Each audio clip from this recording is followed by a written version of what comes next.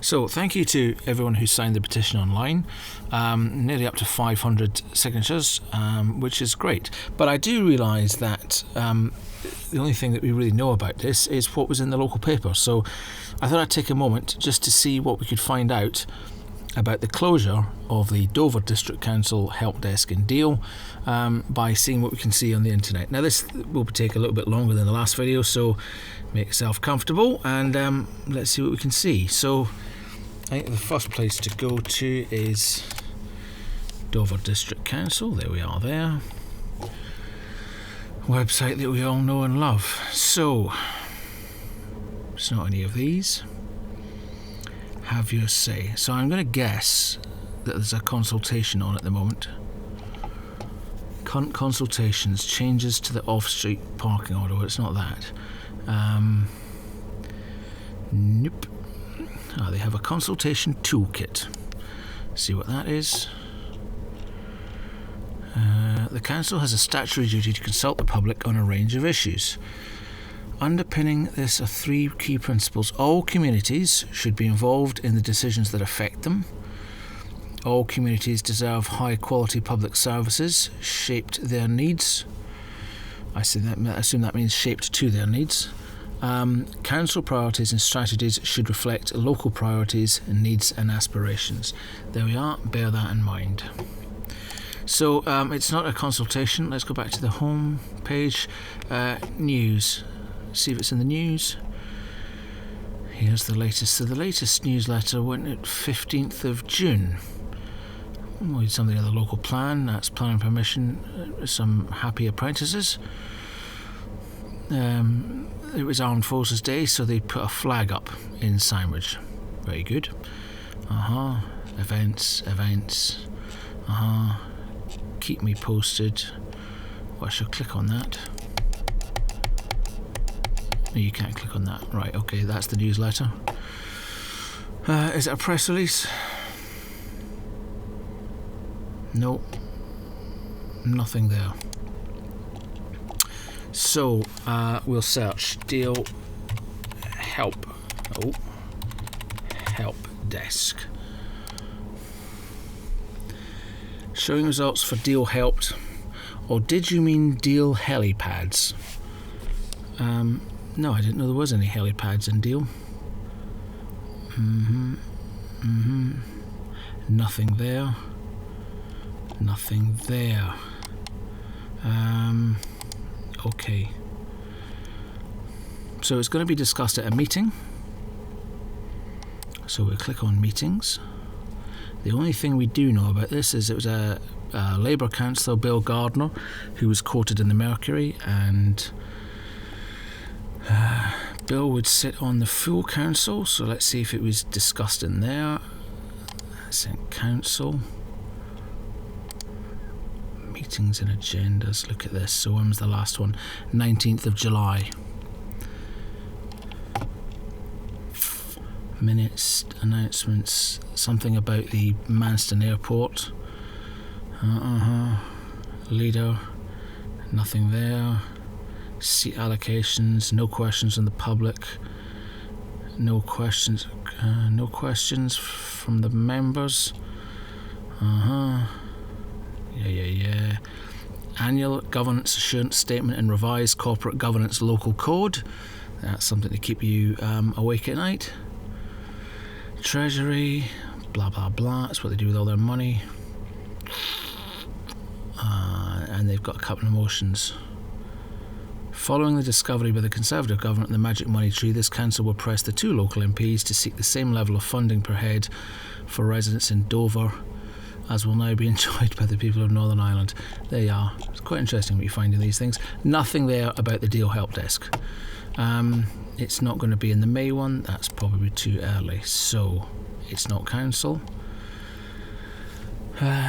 Is it in the cabinet?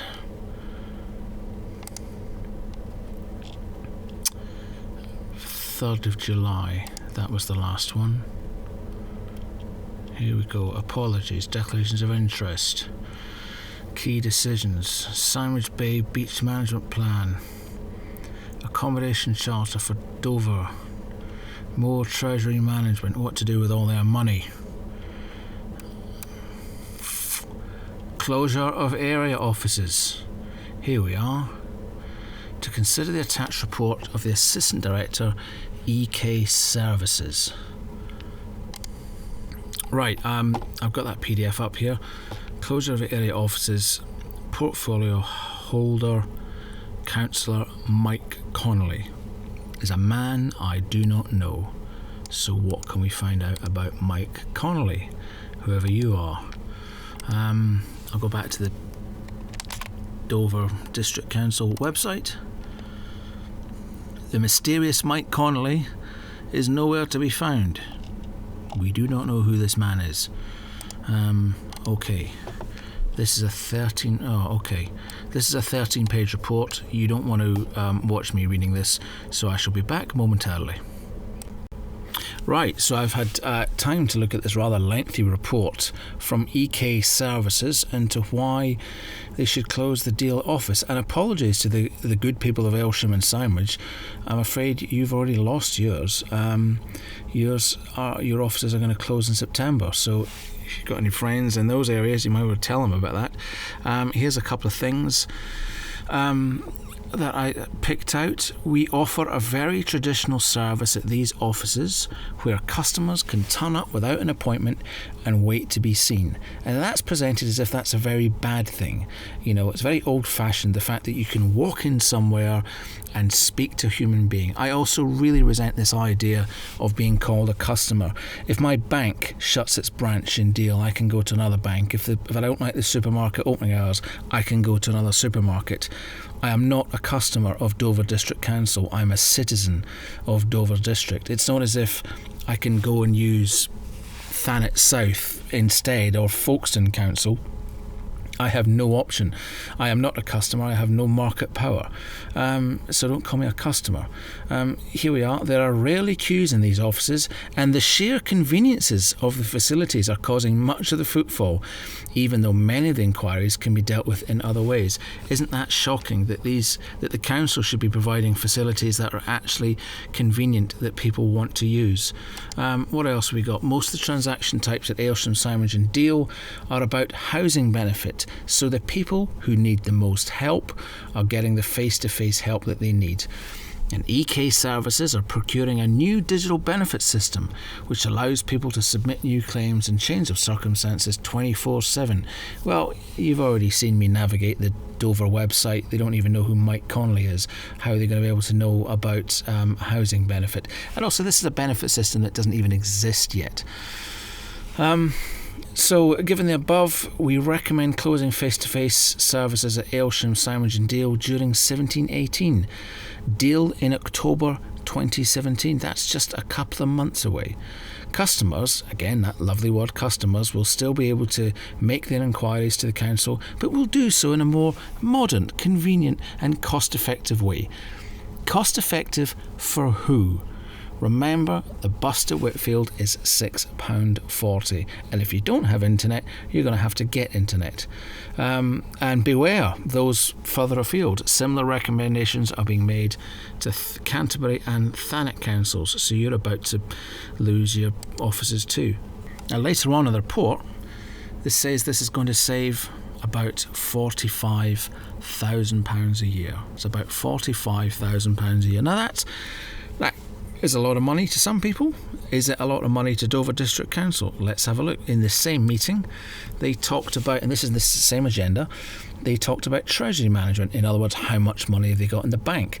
The council's in-house investment portfolio total £55.7 million. Cash flow funds were higher than anticipated at £10.7 million. That's pound notes in the bank. £10.7 million. This is not a poor council. They've got an annual budget of about £14.5 million, and they're doing this to save £45,000. Right, let's have a look at who uses the office and Deal. This is their customer survey. Yeah, we almost like the customers, don't we? Look at this. The top line here is people looking for advice on benefits. June 2015, over 500 people came in to talk about benefits, and a year later it was marginally down at 450. This is not a small amount of people. Obviously, we all go in to ask about parking, council tax, and all these other categories here. You add these all together, these cumulative numbers, and they're into the thousands. You can't actually see that very well there. The average Deal customer is aged between 45 and 54 and travels 2.13 miles to come into the office to hand in documents. So they have to do something called an equality impact assessment. They have to work out how this affects people through all the broad range of characteristics, gender, sex, age, disability, and see if it doesn't affect anybody more than it should. So let's have a look at that. Generally speaking, we found that Aylsham and Sandwich are used by older people over 65. Yes, older people that don't have the ability to sit and troll through the Dover website like I have to find these proposals. And Deal is mostly used by people aged between 45 and 54. Most of the customers we surveyed are female. That was one of the comments. A few of the people commenting on the petition have said this will disproportionately affect women. Absolutely correct. Around half the customers at Aylsham and Sandwich told us that they have internet access. So turn right around the other way, half of them do not have internet access. There's about 75% in Deal. So if you've got 1,000 people going into the Deal office, that means 250 of them, and they will be 250 of the ones who are probably most vulnerable, needing the most help, that don't have internet access, that need the local service. And then this is probably the most laughable thing out of all of it. Consultation. There has been significant consultation through a process of discussions and surveys with over 600 users. Yeah. Have you found any negative impact? Older people are less likely to have access to the internet than younger people. Well, really. And so this will not disadvantage older people. Well, none of this makes any sense. In terms of disabilities, statistics show disabled people are less likely to have internet access than non-disabled people. But EK Services think they'll just have to get on with it. They'll have to pick up the phone and they'll have to use the post office to post their documents instead of going to see somebody who everybody says, very helpful staff in Deal Library that help you deal with all these different issues that you've got. So that was it. That was the report into the closure of area offices. And what did they agree? That face-to-face customer services at Aylsham and Sandwich will be withdrawn, and the closure of DDC service desks will be approved. So really sorry folks, you've lost them, and the withdrawal of face-to-face customer services at Deal will be deferred pending a further report. So who are the people making these decisions? It's the Cabinet. We found mysterious Mike Connolly. He's in the Cabinet. So who are the 7 people who will decide whether or not Deal Helpdesk stays open? We have Paul Watkins. He's the head of the council. He represents St Margaret's. He's a Tory. Mysterious Mike Connolly. There he is there. He's from Ashton. He's another Tory. And his mate Trevor Bartlett. Strong contingent from Ashton there, from the Ashton Tories. They've got a firm grip on the council. Pauline, where are you from? You're from River. Okay, so there's a Dover councillor, another Tory. Nigel Collard, who are you? You're, again, Castle. There you are. Another Dover Tory. Nicholas Kenton. Stand up, if you will. Tory from Eastry.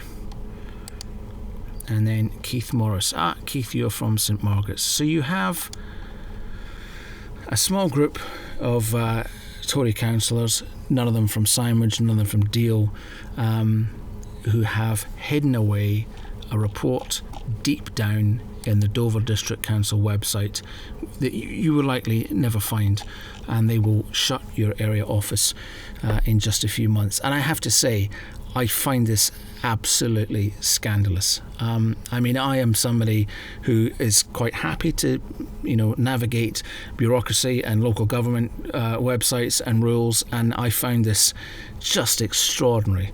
That something, a service as key and as important as the local council help desk, that hundreds of people over the weekend have been putting in messages about how important it is to them, that a local council would take this decision so quickly on the basis of such a flawed report with no consultation is outrageous. So please continue to sign the petition, tell your friends, because this could quite easily disappear, and you'll come in October, November or next June when you want to talk about your benefits, and there won't be anybody there to help. Thanks for watching.